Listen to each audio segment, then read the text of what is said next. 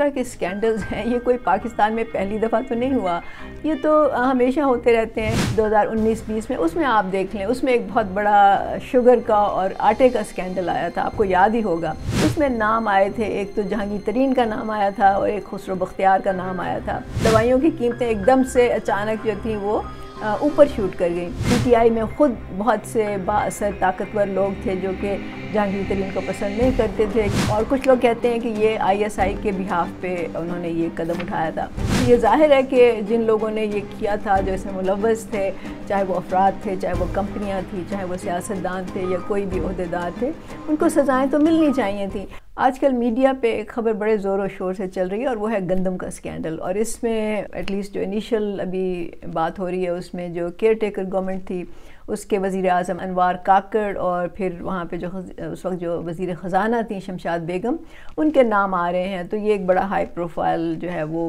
Scandal بن رہا ہے۔ اور اس پہ مختلف جو اینکرز ہیں، تجزیہ کار ہیں، جو سوشل میڈیا ایکٹیوسٹ ہیں، وہ بات کر رہے ہیں اور وہ یہ جاننے کی کوشش کر رہے ہیں کہ اصل میں ہوا کیا، کون سے طریقے اپنائے گئے، کس کو کتنا منافع ہوا، حکومت کو کتنا نقصان ہوا، اور یہ کہ اس میں کون لوگ ملوث ہیں اور کیا کمیٹی کوئی بنی ہے یا نہیں بنی، اور بنی ہے تو اس کا کیا رول ہوگا۔ تو بات یہ ہے کہ میرے خیال میں یہ سب فضول گفتگو ہے۔ اصل بات یہ ہے کہ جو سوال کرنا چاہیے کہ یہ جو اس طرح کے سکینڈلز ہیں یہ کوئی پاکستان میں پہلی دفعہ تو نہیں ہوا، نہ یہ پہلی دفعہ منظر عام پہ آیا ہے، یہ تو ہمیشہ ہوتے رہتے ہیں۔ اس کو آپ بہت دور جانے کی ضرورت نہیں ہے۔ ابھی آپ عمران خان کی جو حکومت تھی بھی حال ہی میں 2019-20 میں، اس میں آپ دیکھ لیں، اس میں ایک بہت بڑا شوگر کا اور آٹے کا سکینڈل آیا تھا، آپ کو یاد ہی ہوگا، نہیں تو آپ گوگل کر کے دیکھ لیں۔ تو تب بھی ایک میڈیا پہ بات چلی تھی اور کمیٹی بنی تھی اور کہا تھا کہ کتنے لوگوں نے اربوں کمائے، کتنے لوگوں نے اسے منافع کمایا، اور یہ کہ حکومت کو کتنا نقصان ہوا، مطلب سرکاری خزانے کو کتنا نقصان ہوا۔ مزے کی بات یہ ہے کہ جہاں تک مجھے پتہ ہے اس وقت جو 65 میرا خیال ہے جو کمپنیاں اس میں ملوث ہیں، ان میں سے بہت ساری اس وقت بھی ملوث تھیں، مطلب یہ کاروبار ان کا ویسے کا ویسے ہی چل رہا ہے، اس پہ کوئی کمی نہیں آئی یا اس پہ کوئی اثر نہیں پڑا ہے ان کو۔ اس وقت بھی عمران خان نے ایک کمیٹی بنائی تھی اور اس میں نام آئے تھے، ایک تو جہانگیر ترین کا نام آیا تھا اور ایک خسرو بختیار کا نام آیا تھا۔ اچھا، جہانگیر ترین کے ساتھ کیا ہوا؟ جہانگیر ترین کو تو نااہل قرار دے دیا گیا، اور کچھ لوگ کہتے ہیں کہ انہوں نے عمران خان کے لیے ایک قربانی دی، اور کچھ لوگ یہ کہتے ہیں کہ اس وقت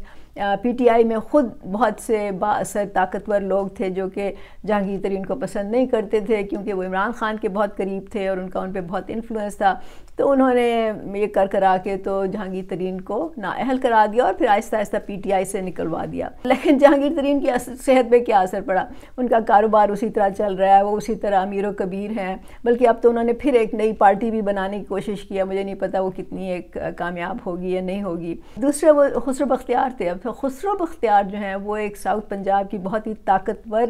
سیاسی فیملی سے ان کا تعلق ہے، اور وہ 2018 کے الیکشن سے کچھ پہلے وہ نون لیگ چھوڑ کے تو پی ٹی آئی میں شامل ہوئے تھے، اور کچھ لوگ کہتے ہیں کہ یہ آئی ایس آئی کے بہاف پہ انہوں نے یہ قدم اٹھایا تھا۔ بہرحال ان کا نام تھا آٹے کے سکینڈل میں، اور ہنسی اس بات پہ آتی ہے کہ عمران خان نے کیا کیا ان کے لیے۔ وہ اس وقت میرا خیال ہے فوڈ سیکیورٹی کے منسٹر تھے، اس کو انہوں نے وہاں سے ہٹا کے اکنامک افیئرز کی منسٹری میں لگا دیا، تو وہ تو نہ ان کے عہدے پہ اثر آیا، نہ ان کے کاروبار پہ پڑا، نہ ان کو کوئی سزا ملی، نہ اس پہ کوئی مزید گفتگو ہوئی۔ ایک دفعہ وہ سکینڈل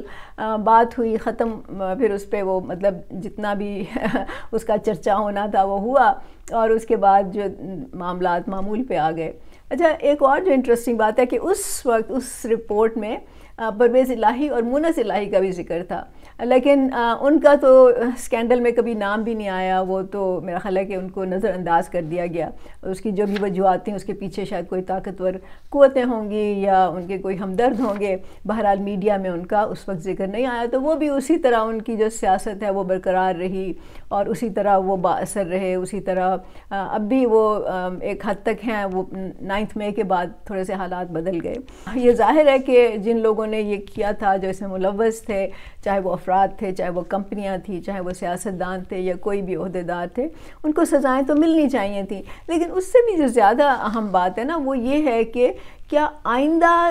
کے لیے مستقبل میں اس طرح کے سکینڈلز کا، اس طرح کی خرد برد کا، اس طرح کی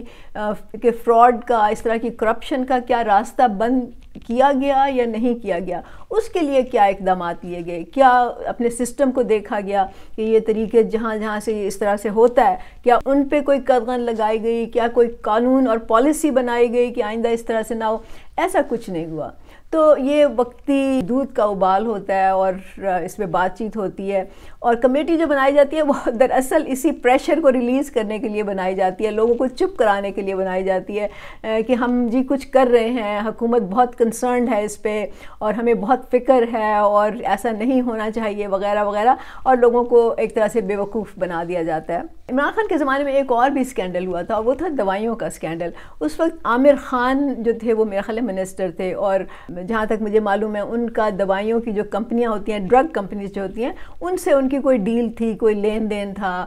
کوئی ان کی معاملات تھے آپس میں. دوائیوں کی قیمتیں ایک دم سے اچانک جو تھیں وہ اوپر شوٹ کر گئیں، اور اس وقت بھی بڑا شور مچا، اور عمران خان نے ایکچولی عامر خان کو اپنے عہدے سے ہٹا دیا تھا اس وقت. لیکن کچھ عرصے بعد جب حالات معمول پہ آئے، میڈیا چپ ہو گیا، تو پھر اس کو انہوں نے پارٹی کا جنرل سیکریٹری متعین کر دیا. تو یہ تو حالات ہوتے ہیں. تو آپ سمجھ لیں کہ ان کا ذہن جو ہے وہ کس طرح سے چلتا ہے، اور ان کی طاقت کتنی ہے، اور کتنے با اثر لوگ ہیں. یہ غریب آدمی اگر ایک دوائی بھی چرا لے نا کسی فارمیسی سٹور سے، یا کہیں ریسٹورنٹ سے جا کے کوئی کھانا چرا لے، یا تنور سے کوئی روٹی چرا لے، تو وہ بیچارہ جو ہے وہ پکڑا جائے گا، پولیس تھانے میں لے جا کے اس کو مارے پیٹے گی بھی، اور پتہ نہیں جیل شیل بھی جائے گا، اور تھانے کے چکر لگانے پڑیں گے اس کو. تو غریبوں کا تو یہ حال ہے. اور جو آپ کے امیر ہیں وہ سیاستدان ہیں، خاص طور سے جو لوگ ملک کے فیصلے کرتے ہیں، ان کے لیے عام معمول کی بات ہے. تو بات یہ ہے، اور یہ بہت سنجیدہ بات ہے، کہ یہ اس طرح کے جو سکینڈلز ہیں یا اس طرح کی جو کرپشن ہے وہ پاکستان میں روزمرہ کا معاملہ ہے. یہ صرف ایسا نہیں ہوتا کہ یہ کبھی کبھار ہو جاتا ہے، اور یہ وقتی طور پہ ہوتا ہے، تھوڑا سا شور مچتا ہے، اور اس کے بعد حالات معمول پہ آ جاتے ہیں، لوگ چپ ہو جاتے ہیں، اور جنہوں نے یہ سارا کچھ کیا ہوتا ہے وہ اپنی دوسری واردات کی تیاری شروع کر دیتے ہیں. اچھا، یہ تو ہماری تنقید ہے حکومت پہ، سیاستدانوں پہ، میڈیا پہ، کہ ان کا کیا رویہ ہوتا ہے. لیکن اس سے بھی جو زیادہ سنجیدہ بات ہے، خطرناک بات ہے، سیریس بات ہے، وہ یہ ہے کہ عام لوگوں کا اس کے بارے میں کیا رویہ ہوتا ہے. عام لوگ ظاہر ہے کہ کنسرن ہوتا ہے، ہمیں بھی ہوتا ہے، ہر ایک کو ہوتا ہے کنسرن. تو وہ میڈیا پہ اس کی تفصیل سنتے ہیں، جاننے کی کوشش کرتے ہیں کہ کیا ہوا اصل میں، پھر اس کو شیئر بھی کرتے ہیں سوشل میڈیا پہ، شکایتیں بھی کرتے ہیں، تنقید بھی کرتے ہیں. لیکن پھر کیا ہوتا ہے کہ جب میڈیا اس پہ ان کی توجہ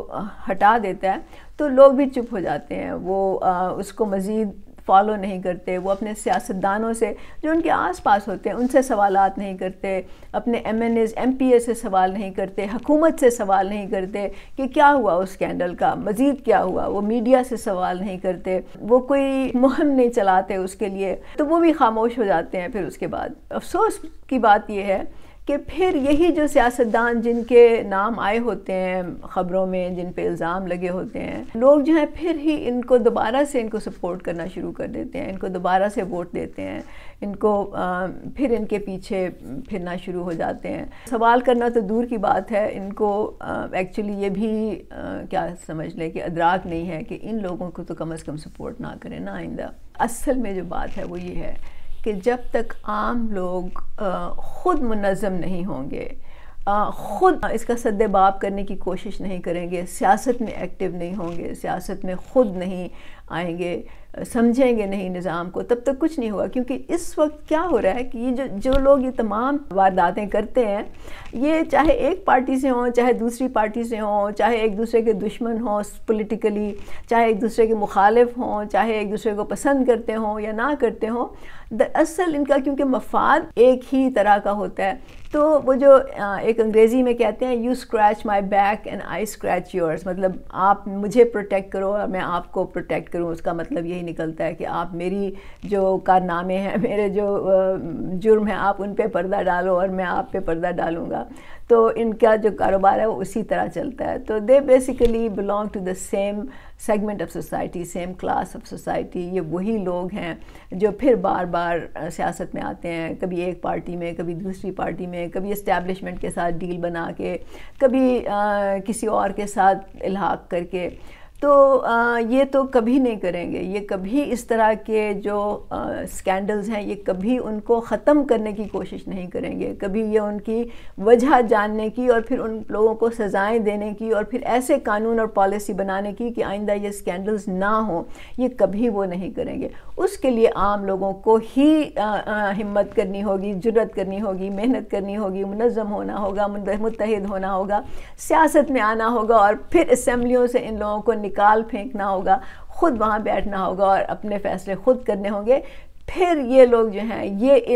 یہ تمام کام کر سکتے ہیں، پھر ہی یہ نظام جو ہے یہ صاف ہو سکتا ہے۔ اس طرح سے صرف میرا خیال ہے کہ باتیں کرنے سے کچھ نہیں ہوگا۔ تو یہ ہم سب کے لیے ایک سوچنے کی بات ہے کہ ہمیں مستقل مزاجی سے اس کو فالو کرنا ہے اور ہم نے سیاست میں اپنی ایک قوت بنانی ہے۔ سیاسی قوت اگر آپ کی ہوگی، لاکھوں ہزاروں کروڑوں لوگوں کی ہوگی، تو پھر یہ چیزیں کوئی ہمارے لیے معنی نہیں رکھیں گی، اہم نہیں ہوگی، ان کو ختم کرنا ایک آسان بات ہوگی۔